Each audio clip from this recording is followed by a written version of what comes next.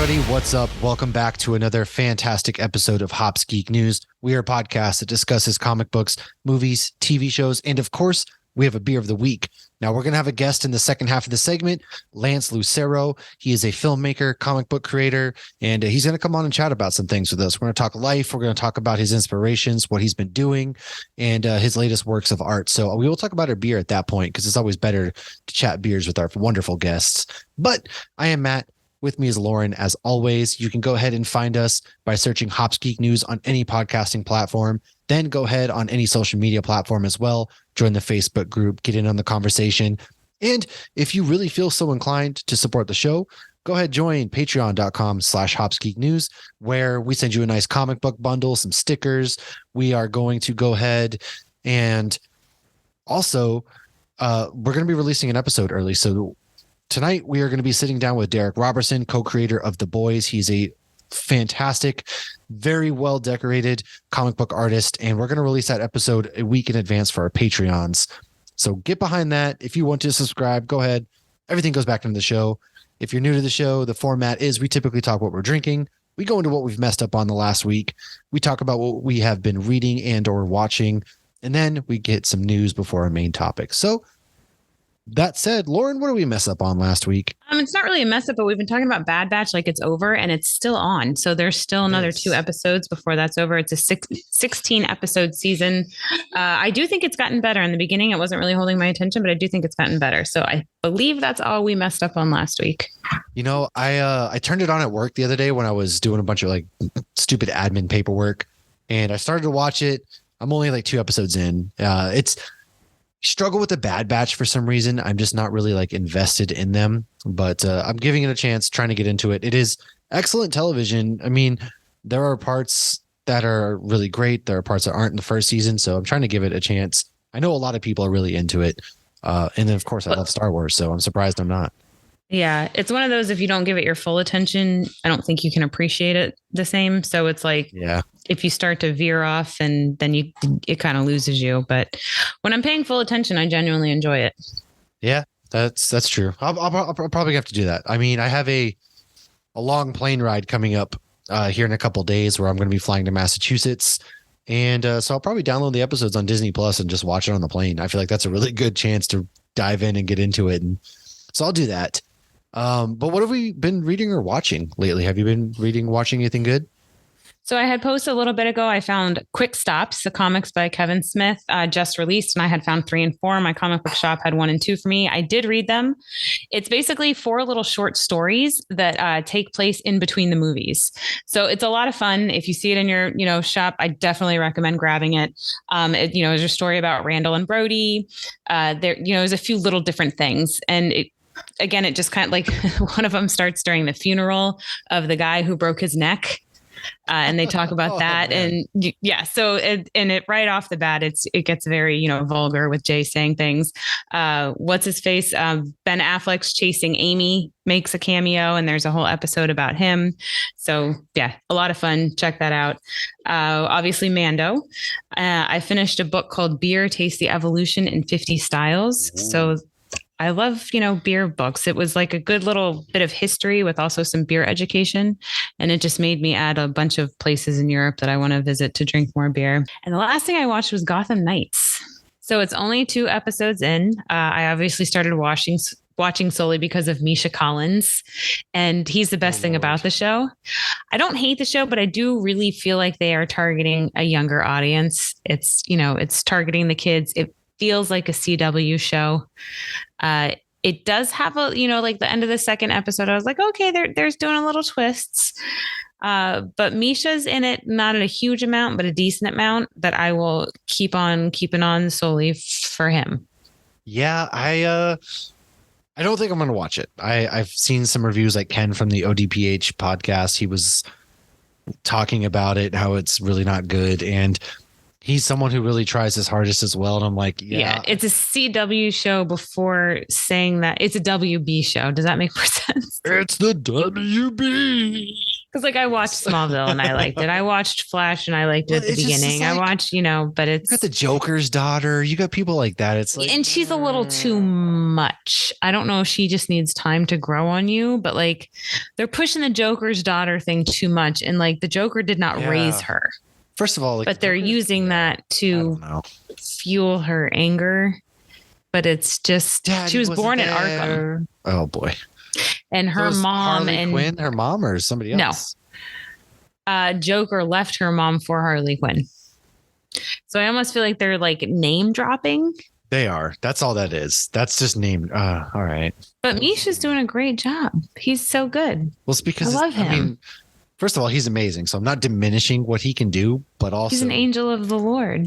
It's not that hard to be the shining star in a pile of what's funny though, when I'm watching this, because I've seen Harvey Dent portrayed, animated. Harvey. Where's I've seen him portrayed in the night. I've seen multiple versions of Harvey Dent, and every single time I fall in love with him, and not in a, I'm in love with him, but in a Aaron Eckhart.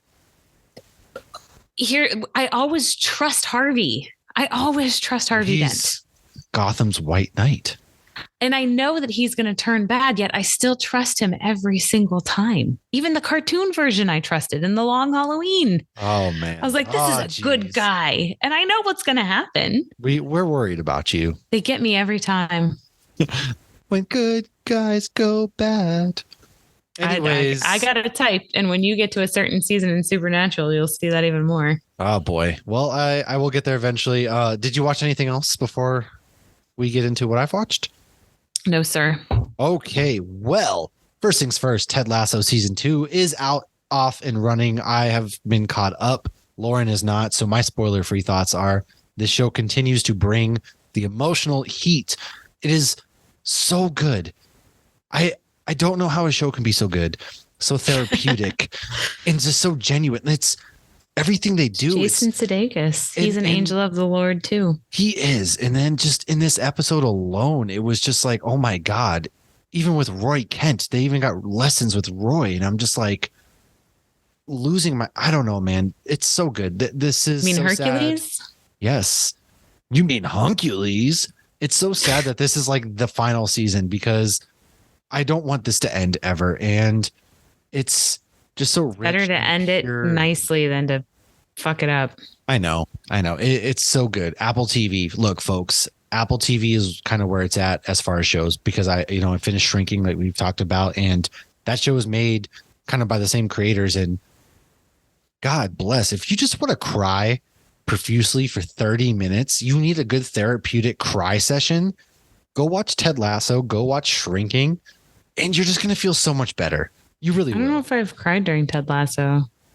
I don't cry, but I cry internally. So on the inside, like outside, I'm stone faced, but internally I'm sobbing. So did you not cry actual tears during Wakanda Forever? No, I played it cool. My son did. No, I don't know how to process emotions. Okay. What about Clerks 3? Look, Brian's our friend of the show, Brian O'Halloran. His performance did almost get me. Our BFF. Yes, he probably hates us, but I ugly cried in that movie, and I did not expect I don't cry. It. I don't know how to process emotions. I don't know. I don't want to say what Brian's response to it because I told him I cried more in that in Endgame, and I loved his response, but I don't want to say it on air because I want people to watch Clerks 3 if you haven't watched it. Go watch. But Clerks I should 3. tell you watch our because interview. you were with me when he said it, but it went over your head like Drax at the moment because you hadn't seen Clerks 3. Yeah, so I'm gonna tell you after we're done recording. Bingo. All right. The last thing that I watched was Mandalorian season 3, episode 3. And so good. God bless. God bless. I love this season so far. We have the cult of Mandos, and my only question is, how did Bo-Katan get those 3 winged birds on her ship that is clearly too small for any of those? Spoilers. In 3, 2, 1. Spoilers for Mando in 3, 2, 1. So when that thing, there's always a bigger fish, I was like, well, now these baby dragons are just going to starve to death. And no, Bo-Katan's not going to let that happen. I was also thinking Jurassic World as well. 100%. From that sequence. But, you're right. It was there's always a bigger fish, as Qui-Gon said. And then that happened. And then Bo brings those back. And I'm like, how did you fit them on your ship? What? Right. But if that's where I'm drawing the line, then maybe the ship is a TARDIS. It was good though. I mean, obviously Grogu is going to go ahead and he's going to be trained as a Mandalorian. He gets some action in on this, and I was like, oh my god, I die of cuteness. I saw an amazing TikTok where it was the thing from Saturday Night Live where he's dressed as a woman and he's like, my son does not have ADHD. He just likes to jump a lot. And it's Grogu jumping over the mean guy who's Jon Favreau voices kid. Yeah. What is his name? Not the armor. Is it Pre Vizsla?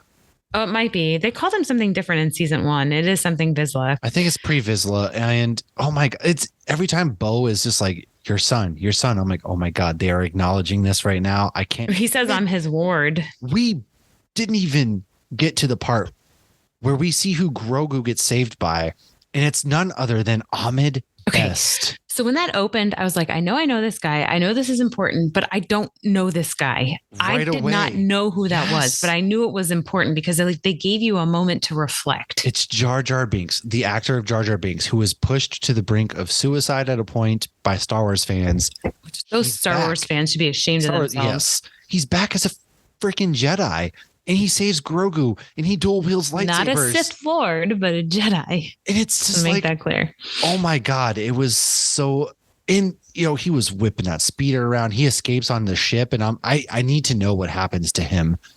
Does he? When there's theories that was Jar Jar's ship because it was near Padme's, and it looked like a senator type ship.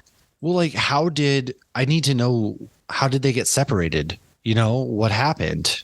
Yeah, because what's going on right then, there's so many things. Like, this is the moment where Anakin's still slaughtering younglings. Yeah. So, like, Padme's still pregnant. She hasn't, she's probably at this moment sneaking onto the ship to go to Mustafar. Yes, and then just seeing these clone troopers, and I need all of the Order 66 Seeing the clone troopers, it's like, it hits so different now. It's just so, especially because, like, I watched that, and then I watched Bad Batch. And, like, in Bad Batch right now, I won't say too much because I know you haven't caught up, but, like, they're decommissioning the clone troopers in Bad Batch. Like, any bad clone trooper is bad equipment. Right. So you're seeing these clone troopers who fought side by side with the Jedi. Obviously their chip kicks in.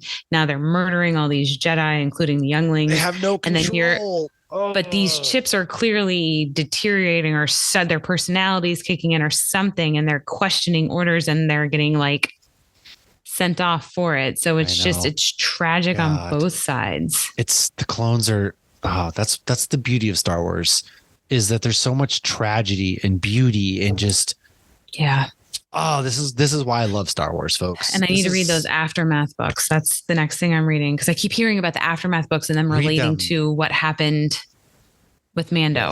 Yes. So read the Aftermath books if you haven't. It kind of bridges some gaps and talks about some things that you should check in. And I'm not gonna gush any longer. Let's get into some news. So first things first, as far as news goes, according to a Venom actor, Spider-Man 2's video game will be released in September.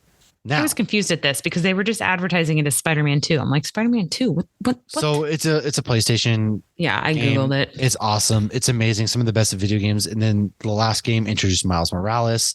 And now also, in addition to this, the rumor is that they're also going to play into the multiverse. There has been rumors that they're going to introduce like the Spider-Verse realm into this video game. Count me in.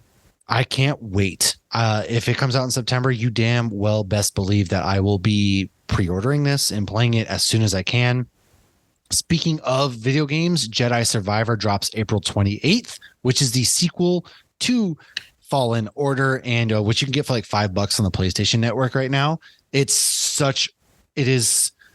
worth the 60, $70. It's such a good video game. It's got Cal Kestis, played by Cameron Moynihan, who we hope to see in live action. And this is 5 years in the future after the events of Fallen Order.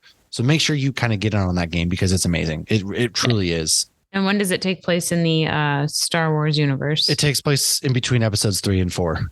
Okay. Vader is Vader. He shows up in Fallen Order. You kind of get into a tussle. The Purge has happened, all of that stuff. And so this kind of takes place in that era. So he's a Jedi hiding, basically. Yes. Yeah. Okay. Yeah. He was a Padawan when the Purge happened. He went into hiding, and that's kind of how things picked up. So it's like Kanan and Jarrus's age? Yeah, actually, during Rebels, yeah, I would say that's about the same. I really hope that we get flashbacks in Ahsoka of him or whenever, Ezra Bridger shows up, because I just want Freddie Prinze Jr. to come on the screen and play him. The latest rumors behind Ahsoka is that Sabine Wren will be wielding Ezra Bridger's lightsaber, and Ezra Bridger is going to be all about the martial arts. Missing right now. Oh. Well, yeah, he's missing. So my thing is Thrawn was like a martial arts expert, so they might have teamed up. He taught him some things, and now Sabine has his lightsaber, which is the coolest lightsaber ever because it's also a blaster. Yeah. Oh, seeing all of this in live action, and then the potential to see Freddie Prinze if we get any sort of live action. I would love to see him in live action. Give him a ponytail. Let's go. A little man bun. We may never get to see Star Wars on the big screen again, but if I continuously get stuff like this on the small screen, quote unquote, I'm good. Like, oh my God. And I've watched recent interviews with Freddie Prinze Jr. talking about like Dave Filoni and everything and like his, experience on Rebels.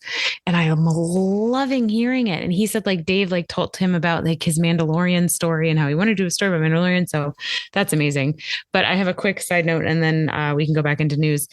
So when I was at Disneyland, I'm standing on a very crowded bus. My kids are sitting away from me with, the oldest is 19, and I'm holding the Ezra Bridger lightsaber that is Logan's.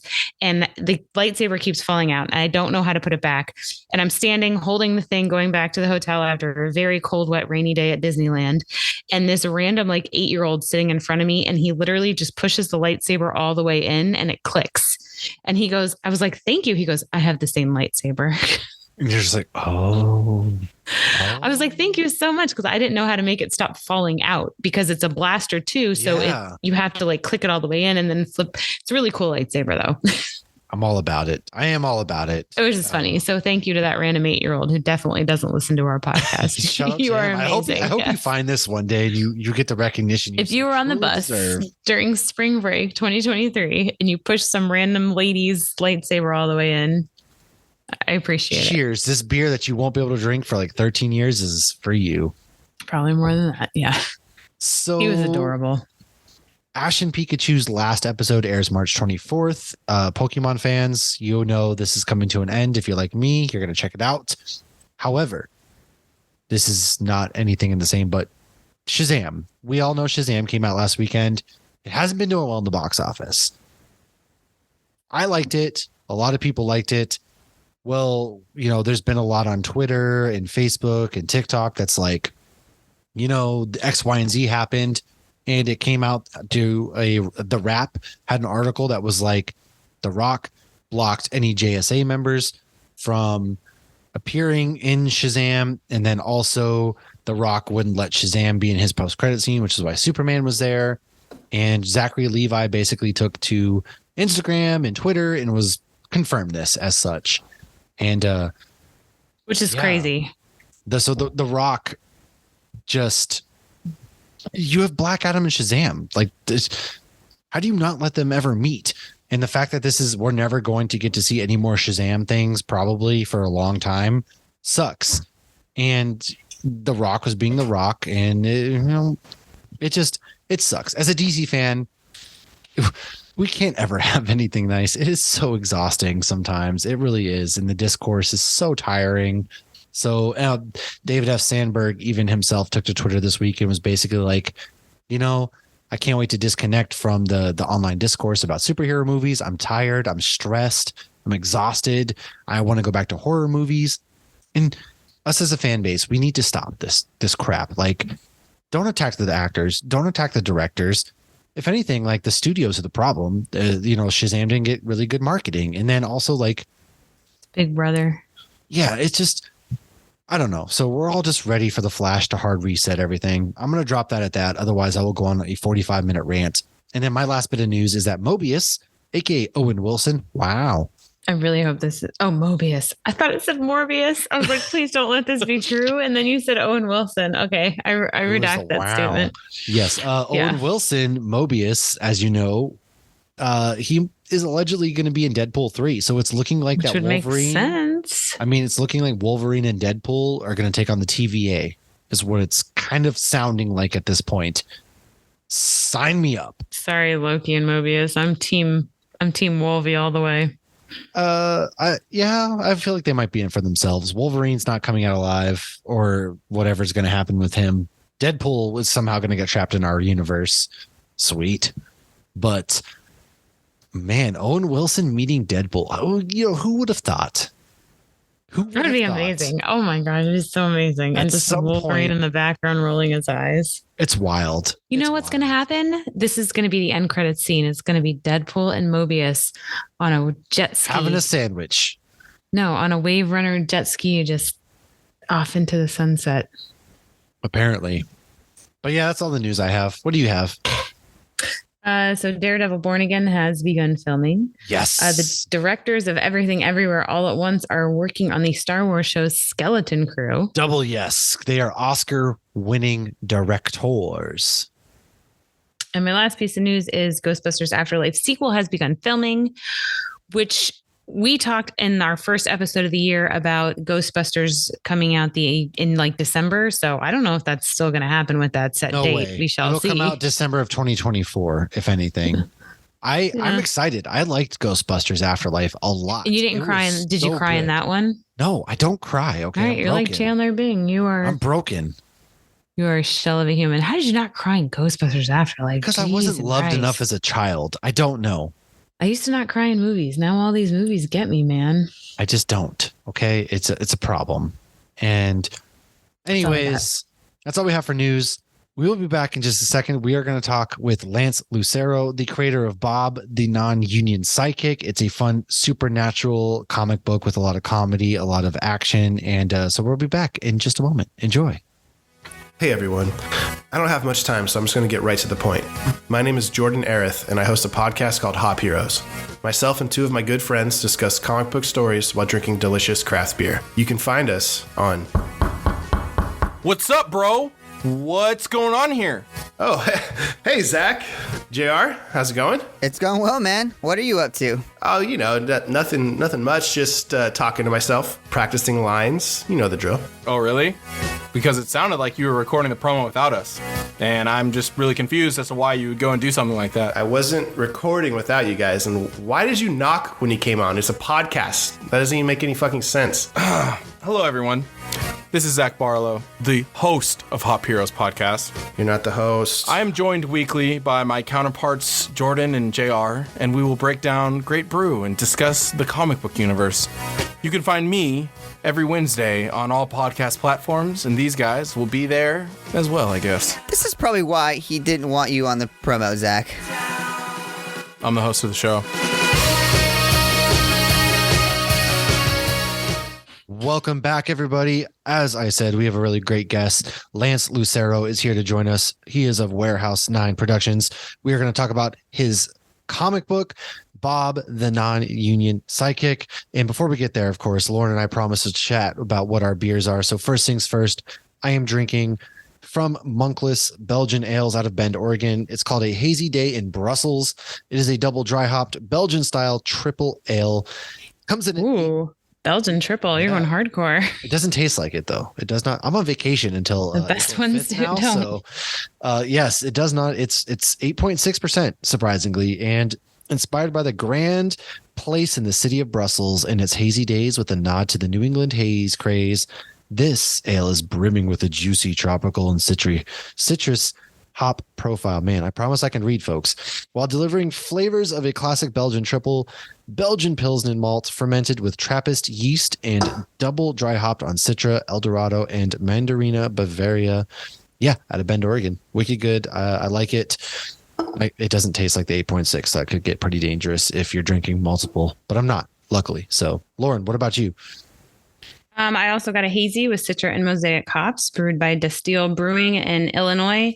It's a double dry hopped hazy IPA, and I picked it because it's part of their Deadhead series. And well, the comic we're going to be talking about later in just a bit, it's got some dead people talking, and we're talking about some dead people. So I got lots of skeletons today. So, and it is a 2021 gold winner at GABF. Ooh. So it's pretty good. It's been in my fridge for a while. It was probably really good a few months ago, and I've just been sitting in it. It was one of those that was hiding in the back of the fridge, but it's still delicious. And yeah, I'm ready to enjoy this beer and talk some comics. I am too. It's always a great time, especially when you talk to some really awesome people who do things that Lauren and I can only wish we had the ability to do. So, Lance, welcome to the show. We got connected, and it's been great getting to read the comic book story. And so we're going to talk about that. But first, we would love to know, introduce yourself. Welcome to the show. First time here. Introduce yourself. Tell the people who you are. Hello, it's good to be here. I'm Lance Lucero, and I am Warehouse 9 Productions. What we do here is filmmaking, films shot on real film, not video, and comic book creation. So that's basically what the main gist of the production house is. And I'm the owner operator. Nice. That's a lost art form. Nobody shoots on real film reels anymore. That's quite the throwback. How difficult is that to do? Is it kind of difficult to do still with everything going to a more digital age?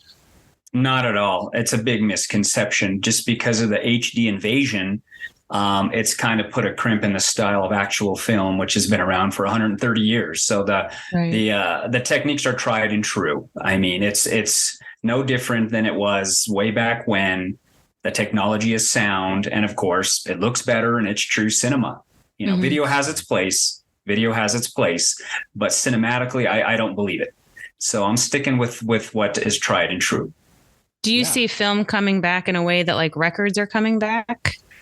I see it coming back. Yes. I think the oversaturation of the HD invasion has created a lot of problems, even industry wide. It's the quality is getting worse. And I think that with film, you have a mainstay of a standard. There's a quality there that's just already tuned in and dialed in.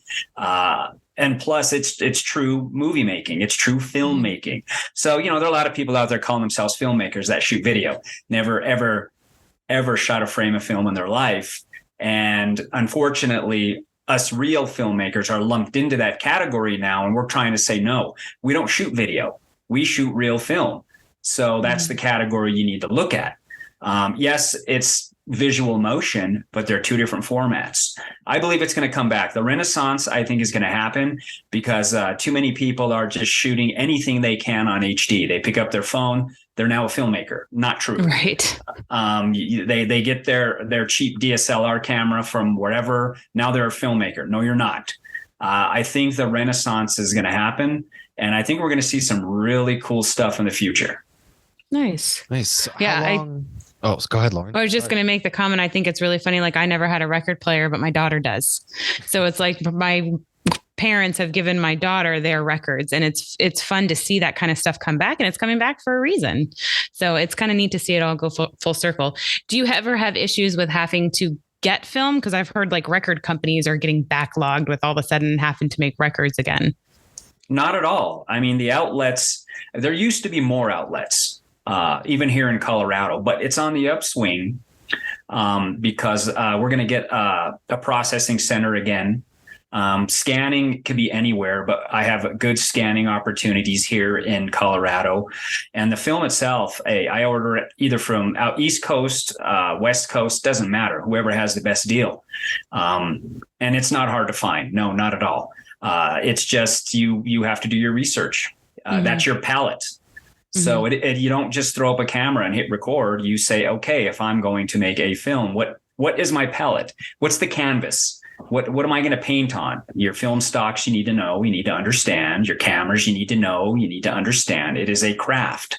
So when you set out to make a film, you're going to pay attention to the details, and you're going to be extra proficient because it's not just let the camera roll until the battery goes dead or you run out of space. Right. It is a craft.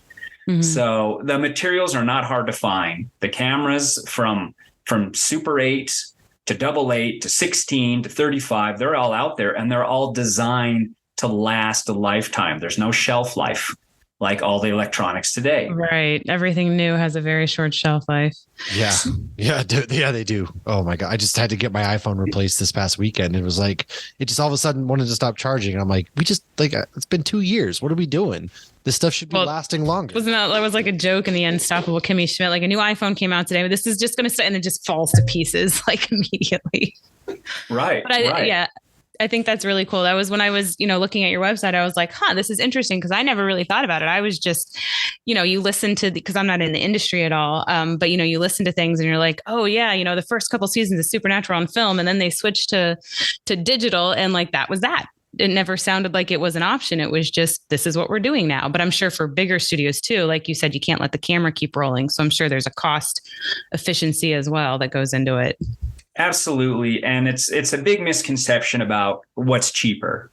Oh, film's so expensive. Oh, it costs so much. And it's like, well, when you really look at the components of a camera, even digital, you need to have storage versus film. You need to have that place to store that information. You need to have, and this is where it gets a little scary. The zeros and ones, we don't know what's going to happen in the future. Files get corrupt.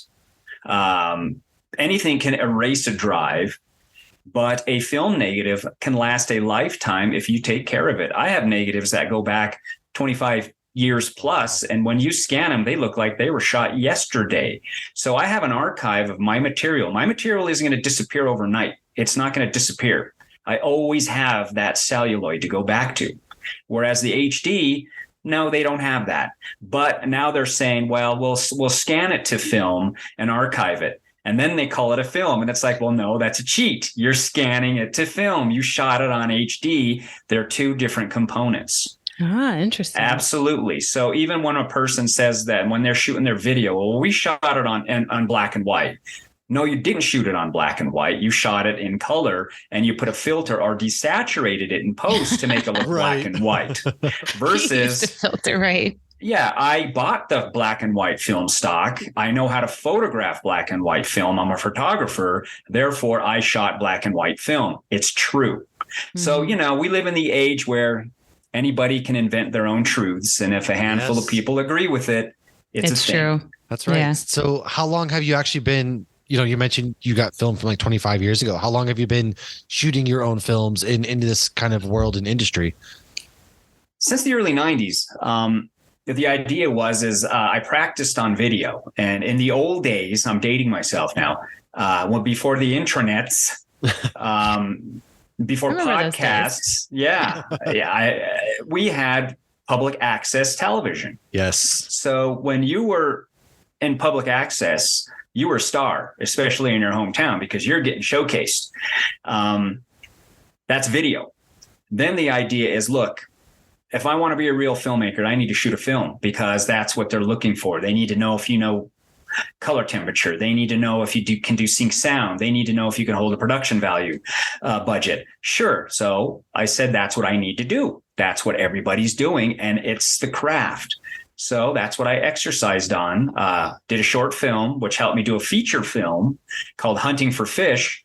That's locked up in a distributor's hands right now. It's waiting for a place to land in this oversaturated market of HD. I have a real film, a feature film ready to go. But now, because distributors don't even know the difference, it's getting tough. I mean, I've submitted to distributors my films, even my latest ones, and they're like, well, if it's on film, how do we see it? I'm like, dude, it's scanned on a film file. You're going to be able to see it. I'm like, and these are major distributors. And I'm like, okay, this is bad that they're even asking me this. Right. So they were confused. And I'm like, all right, this is going to be a difficult process distribution wise, but I do believe the renaissance is happening. I think people want to go back to making a film. Oh, I want it to look like this movie that I grew up and loved because it's on film. You can't fake it till you make it. And we live in a time where it's faking it till you make it. And I'm not all about that. Maybe I'm a little old school. Maybe I'm a little hard headed. But I think if there's a pure craft, you exercise that pure craft. You study it. You execute. And yes, you marry the two together. Obviously, I scan my films to 4K and I manipulate it digitally after that. But the point is the photography is there. Mm-hmm. It's tried and true.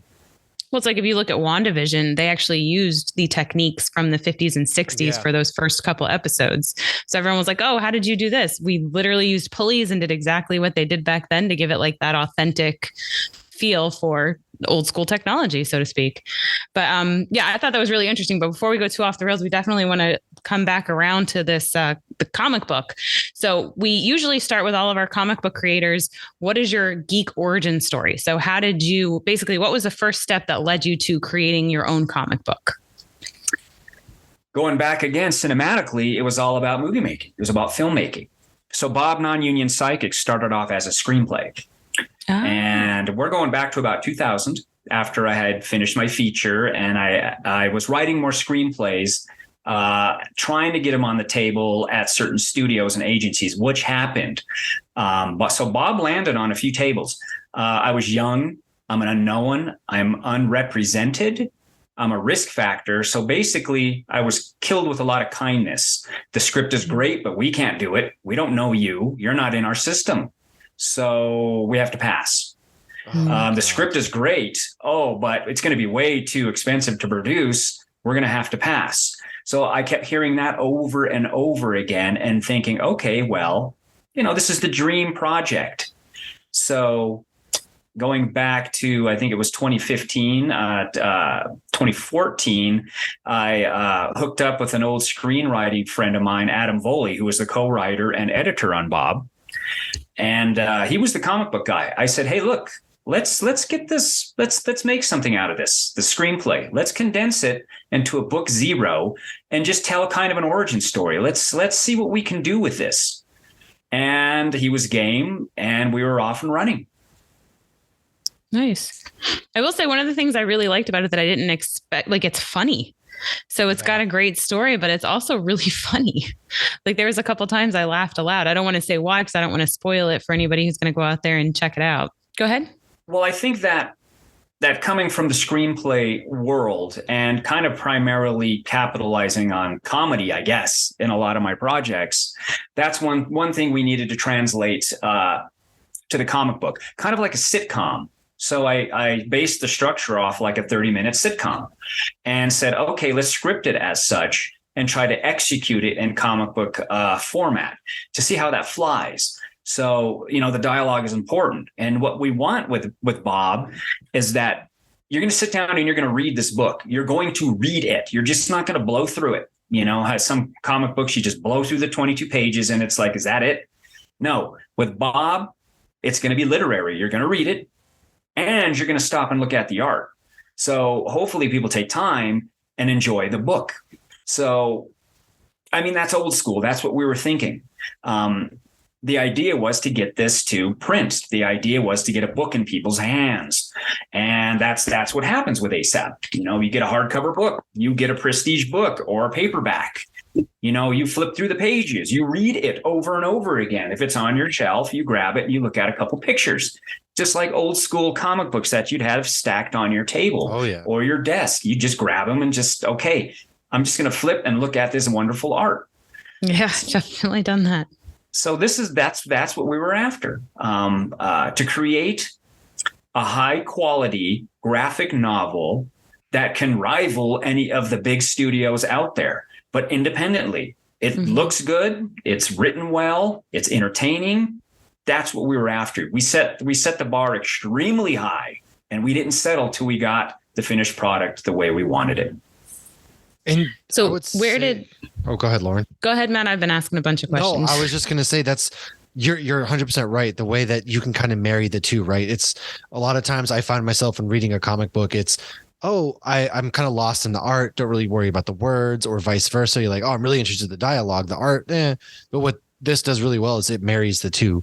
There's so much popping off you on the page, but at the same time, you want to know what's happening. Like visually reading, this is what's happening. It's just all one big happy like marriage, I would say. And that's something that, again, some comic books just like kind of forget what they do. They get lost in capturing one side or the other. But with you guys, you really did a great job doing hand in hand. Thank you. Best comic books have a good balance. Yeah. I love the artwork. I thought it was very unique too. It wasn't like necessarily what you expect when you would open up your, typical cliche comic book. But that's what I've been loved about all these interviews we've had with indie comic book creators is the art is so different because there's so many different forms to portray these stories. So how was that working, doing the art and the dialogue going back and forth? How did that work? Was there a lot of back and forth, or was the art just exactly kind of what you would imagine from the get-go? It was like Christmas and your birthday every time you saw new art. Well, that's good. So the script was intact, absolutely, and in screenplay format, and we kind of developed our own template so that nobody would get lost when they referred to the script. With proper page numbers, proper panel numbers, but it was still scripted like a screenplay generally would be scripted. And that's also just to help with pacing. But now you can get really, really more elaborate with the narrative. You can put descriptive action in there. You can say, okay, this is what we would like to see. Now it's all in written paper. As a filmmaker, I know what I'm going to shoot, what it's going to look like, how I'm going to photograph it. But when it came to finding an artist, it was kind of funny. We solicited, it's been several years ago now, 2014 on I think it was digital webbing. Is that even still around? That's something I haven't heard in a long time. Right. So, Adam put the ad out saying we have X amount of pages. We're looking for artists, cover artists, letterers. We're willing to pay X amount. Shout us out. And we were overwhelmed with the artists from all over the planet. I mean, the stuff we were seeing was absolutely amazing. I mean, out of Singapore, out of Spain, Argentina, Mexico, Brazil. I will have to say I was surprised the Americans didn't step up because, internationally, they got it. And we had to narrow it down from all these wonderful artists. So we narrowed it down to Mexico, Argentina, Brazil, top 3. And the idea was as well, it is a comedy with horror aspects and historical aspects, but how far do we want to go photoreal? We had a guy. And we thought, nah, that's a little too serious. And then when we were honing in on Francisco Resendez out of Mexico, he was an animator. He went to animation school. So cinematically, he had something that was unique. Plus, it translated very well in sequential art. It was like, this looks cinematic. He is doing cinematic work, and I think he gets it. So we decided to go with that little more of a cartoony style, but when it gets violent, it gets very violent and it's poignant. Yeah. And we thought that might be a good edge. So we did want that glossy kind of animated Disney look, but when it gets dark, we want to go to that place. Mm-hmm. And I think it worked out very well. And, Francisco was a great find. He's our guy. He ended up saying, can I try the covers? All right, try covers. Okay, you got the job. Well, can I try coloring? Okay, you got the job. So he was the all-in-one package. It was like, wow. And, as an artist, the eye-opener to me was, okay, being the writer, producer, director, editor, you're in complete control. Mm-hmm. Now I have to hand my material over to an artist and sit back and go, okay, how is this going to work out? This really is an eye opener because it's like, all right, let the artist do their job, let them breathe. And he did. And we were surprised. I was like, great, this guy is nailing it. This is easy. Is this how comic books go? This isn't easy. This is happening. Yeah. I was like, this is amazing. We just let him spread his wings. Hey, man. This is the basic idea we have for a character. What do you think? He would give us 3 interpretations, and then we would talk about it and go with this. He did an amazing job. He's our guy, man. This guy is amazing. So that's how it came about. And even even as an artist, obviously one of the main villains in the book is the Hux, who I've not publicly displayed yet, but you know what he looks like. That's not what he looked like when I wrote it on the script. He doesn't look that way. And I was wondering why he wasn't following. Me and Adam were talking behind the scenes. I'm like, well, why isn't he doing it like this? And Adam knew comic book artists better than I. And he said he doesn't want to. And I was like, oh, okay. What do you mean he doesn't want to? All right, never mind. What? He's the artist. Hold on. Like, what? What do you mean he doesn't want to? Like, why isn't he telling us this then? I think he spoke with his art, and I was like, it works. Let's go with it. Why debate it? He created something new. I'm going to go with it. So as an example, when I say, okay, now you need to invent a wig monster, I just back off. Let him do a wig monster. If I say, do your version of a Wendigo, he just does it. All right. Ooh. That works. So you let your artist breathe, like you let your performers breathe. You let your actors and actresses breathe. You let them work their talent. Same in the comic book world. You give it to an artist, you let them do their thing, and you're going to be better off. I think that's a true collaboration. Right. It's just you got to let go of a little bit of your baby and know that it's in good hands. Yep. So we've talked a lot about, you said it's a horror, it's a comedy, it's historical. So can you, because I don't want to spoil anything that you don't want spoiled, tell us a little bit about Bob and how he came about and what from the story you're willing to tell people who haven't read the comic to get them to read the comic. Well, Bob, non-union psychic, non-union, it's a metaphor. It could have been non-club. It could have been non-anything. Is about just saying, screw the gatekeepers, do your own thing. You can spend a lifetime chasing down a studio, an agent, anyone to try and get your work out there. And the screenplay and the book is about that.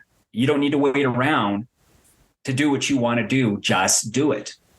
If you wait for that acceptance, if you wait to be accepted somewhere, you can grow old. So there's no point in that. So Bob is basically that character. Obviously, it's Bob, non-union psychic, and the psychic union is a big deal in the book. But the psychic union is a metaphor for anything. Once again, it's that agency, it's that studio, it's that publisher. It's like, well, do you really need them? If you can create good work, why do you have to deal with them? Mm-hmm. So Bob is a renegade psychic professional hairstylist. He has a profession.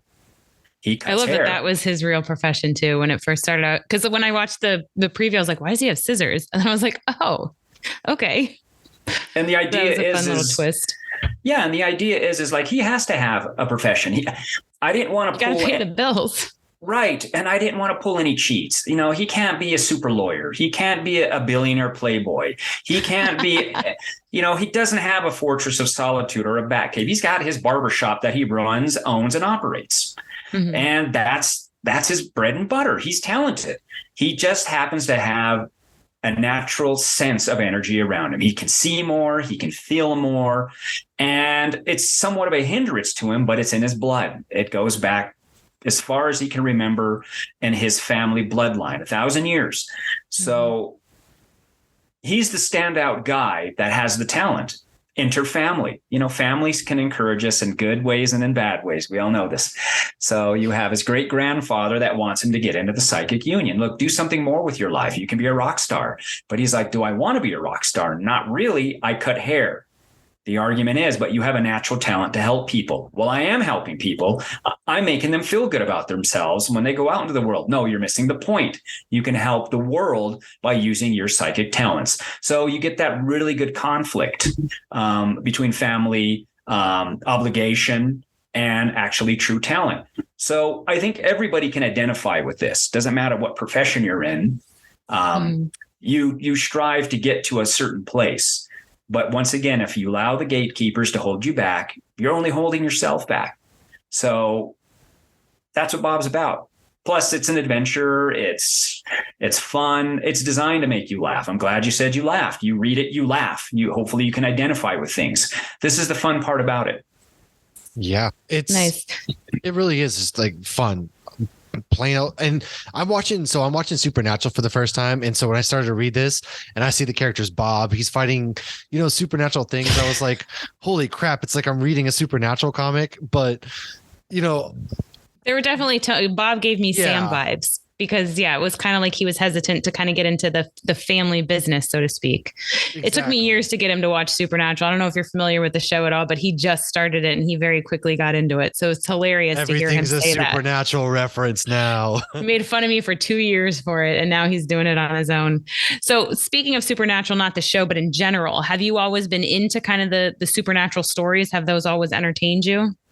I think so. I think there's an idea of of energy that surrounds us. I think I've always been into the humanistic aspect of karma and good energy, bad energy. Who a psychic vampire is when you walk into a room. You know what I mean?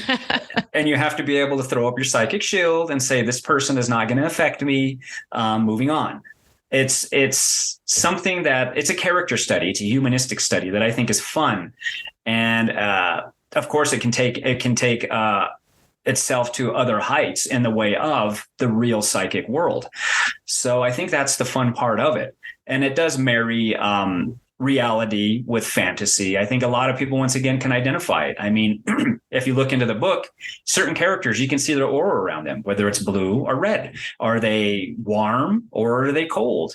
Do they have a vibe that Bob doesn't like, or does he have a vibe that he's ready to latch onto? So that's part of the art. Those are those secret nuggets we have hid all throughout the book.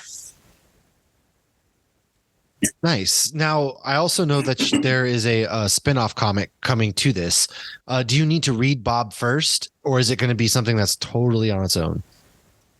It would help to read Bob first. So we have this initial arc, book 0, 1, and 2.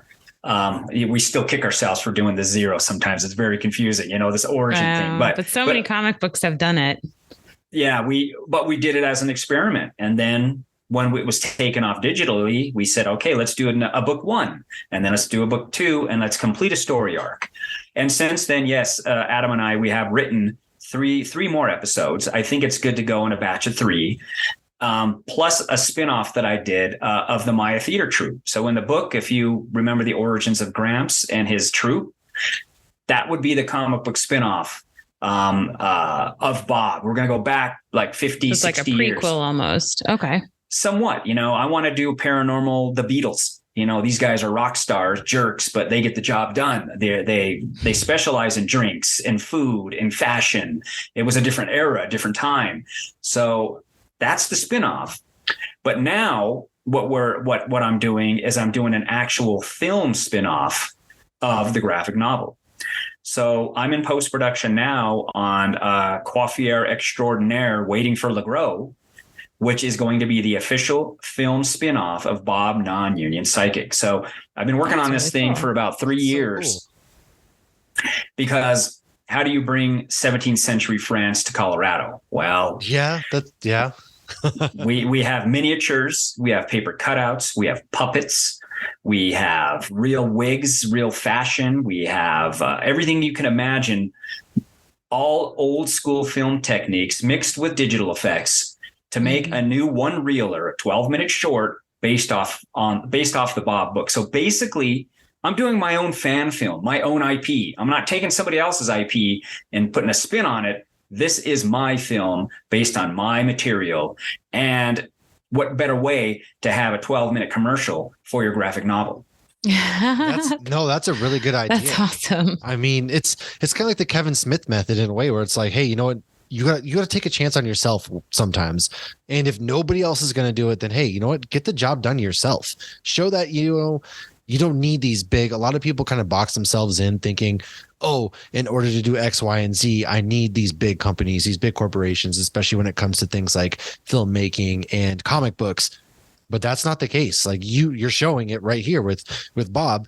You can go ahead and make this stuff yourself and make it a success, and then also do what you want without your way. Yeah, without somebody breathing down your neck about it.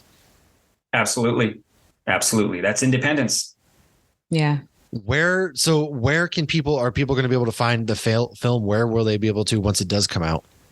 Once we finish it, the plan is to tie it in with the book 100%. So working with Paul at ASAP Anyone World, we're gonna design a showcase for the film itself, i.e., buy a Bob book, you get a free pass for a private screening that you can watch anytime you want. So cool. Yeah. So this will help us because it won't disqualify me from the film festival circuit or hinder distribution if that comes around, because it's not an official release and I'm not selling tickets to this thing. You buy a book, you get a private screening, you get a pass to watch the movie. People do that all the time. You get private screenings and press screenings, all that kind of stuff all the time. So that makes a lot of sense.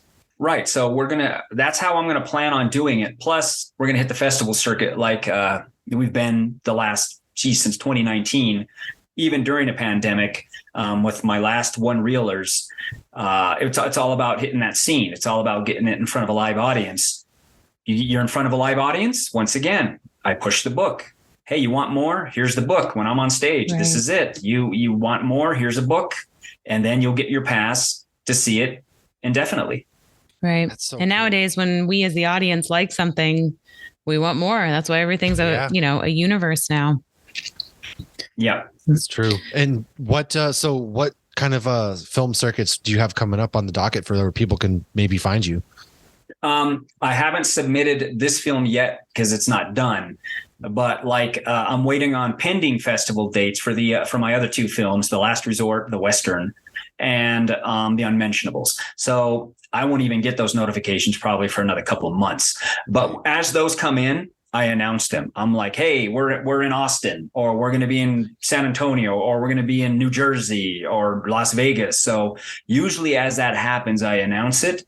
And then, we see who shows up. So I think it's important to push film. I think we have an edge. The moment I say it's a film shot on film, I think people perk up and they think, oh, really? That really happens? Yes. It's like that. Come and see it. People love old school stuff, so that to them, it's like, it's probably old school. Vintage people do this by now.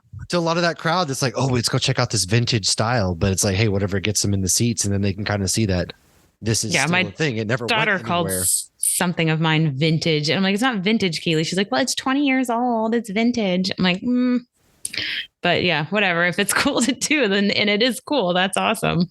Yeah, but right. Yeah. So you were saying you'll post it. So Matt will put the links in the episode. So if you're wherever you're listening to this, the links will be in the bio of this episode. But why don't you go ahead and say where you post these announcements, any social media you have or website or anything like that? Well, the go-to website is warehouse9pro.com. You go there, you're going to see all the latest information, all the latest news, where we're going to be at, where we're going to showcase, where the book's available. That's the hub that kicks you over to ASAP Anyone World, where you can go to the stores and purchase whatever you want, from the books to merchandise to, now it's going to be a tie-in to the film. I usually am around Instagram and Twitter. Something poignant comes up, I will post and say, look, here I am. This is what I'm doing. And look for us if we're in your town. That's just the way of the world right now. So I'm on top of it when things happen. So I'm just now, I think you are now getting the initial gist of the movie, the film. I'm starting to push now, because I expect it to be done in about 2 weeks. I have it's in the hands of the musical composer, where we're going to have a real harpsichord, real instruments. It's just not beats pulled off the internet and smashed together.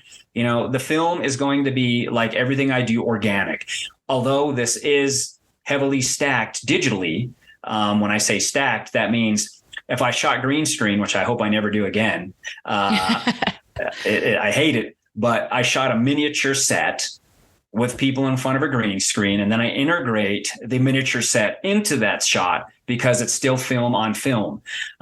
You know how it is. Like when you've seen old films and they started to do CGI, it just stuck out like a sore thumb. It was like, oh gosh, that's terrible. So the idea is if you film the assets, the special effect assets, and you combine them together, it's film on film. You're going to get the same grain structure. It's going to look great. Nothing's going to stand out. So This Bob film, Coiffier, is every single shot's a special effect shot, whether it has a puppet in it, a paper cutout, a miniature, costumes. I mean, this is the biggest thing we've done yet. And it's been very difficult, but rewarding at this time, because I think, hey, people are going to be blown away when they see it, this spinoff. They're going to go, what the heck is this? And it's based off a real guy. The guy existed. Look him up. Le Gros de Rumigny. He was a hairdresser in the French court. He existed. Oh. So that's awesome. I'm bringing him to life. Heck yeah. So that I didn't realize. I thought the historical aspect was having to do with the necklace, the medallion. No, Le Gros was a real guy. And interesting. He died mysteriously when Marie Antoinette came to town. Supposedly he was trampled to death.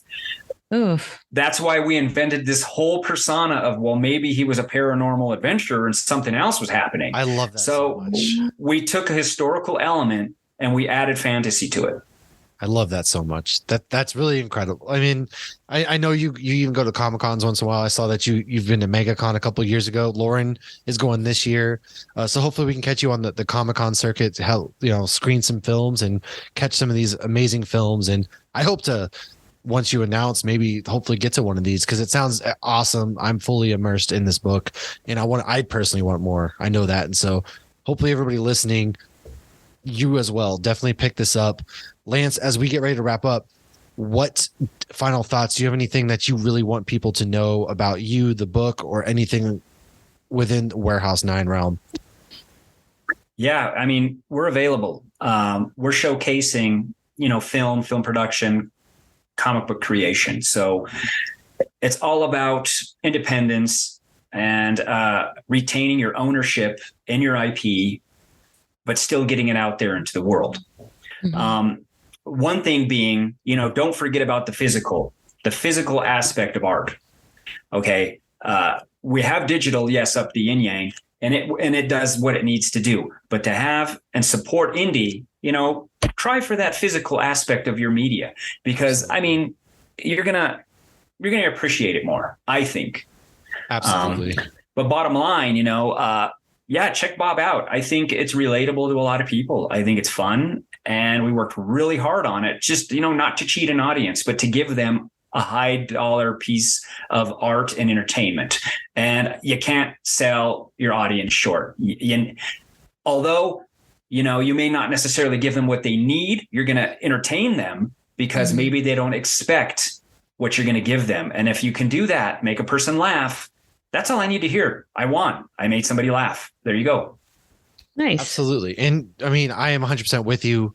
Nothing beats physical media. I love to feel just books, comic books in my hand, read it with my own eyes versus a screen, because we spend so much time on screens as it is, that I'm a big proponent of physical comic books. So I know we have our hands on the digital. I'm probably going to pick up my hands on a physical copy. Lauren, what final thoughts do you have real quick? I think I really said them all. I mean, yeah, obviously I love the different spins on supernatural stuff, and the fact that it was historically based information as well. I did not know that, and I absolutely love that. We had another indie comic book creator on here a while ago that he had kind of the same kind of thing. It was a story about the slums of New York, and he took a real person that they didn't know exactly what happened to her, and he it's like fan fiction of historical characters. I think it's really cool, and it's always fun when you do that kind of stuff. So I highly recommend this comic book. If you don't want to invest the money in the hard, because I know Matt and I almost seem like we are the minority in wanting the actual physical copy, you can get the digital one for only $3. So, I mean, $3 isn't much to invest in a comic. And if you like it, then you can always go back. Oh my God, it's half of a tall coffee at Starbucks. It's less than a coffee, and it supports some really great creators to do some really amazing things. Lance, I just want to say thank you for joining us. It's been great. I can't wait to see more, especially see some of these films come out and check them out. I know we will be for sure. And for anybody else listening, do the same. Check this out. Whether it's you're supporting this one, you're supporting your local creator, do it. And that's how we love to see things made, right? There's so many things out there these days. Support these local smaller creators. Support everybody. Let's make support small breweries and small creators. Yes, absolutely. They're the backbone of the economy. So let's do it. Exactly. And of course, obviously, we still love Marvel and Star Wars. We're not going to be totally hypocritical, but yes, still. At the same time, I might be a little bit. I think I'm going to be a little bit. I'll say it. It's time for something new. We've had the same stuff for the last 40, 50 years. It's time for something new. I'll agree there. I'm ready for something new, and it's getting something new and fresh is exciting. And so let's support balance. people who do that. Yes, it's all balance. Lance, thank you again. Everybody, we will be back next week with another great show. Until next time, cheers, my friends. Thank you. Thank you very much.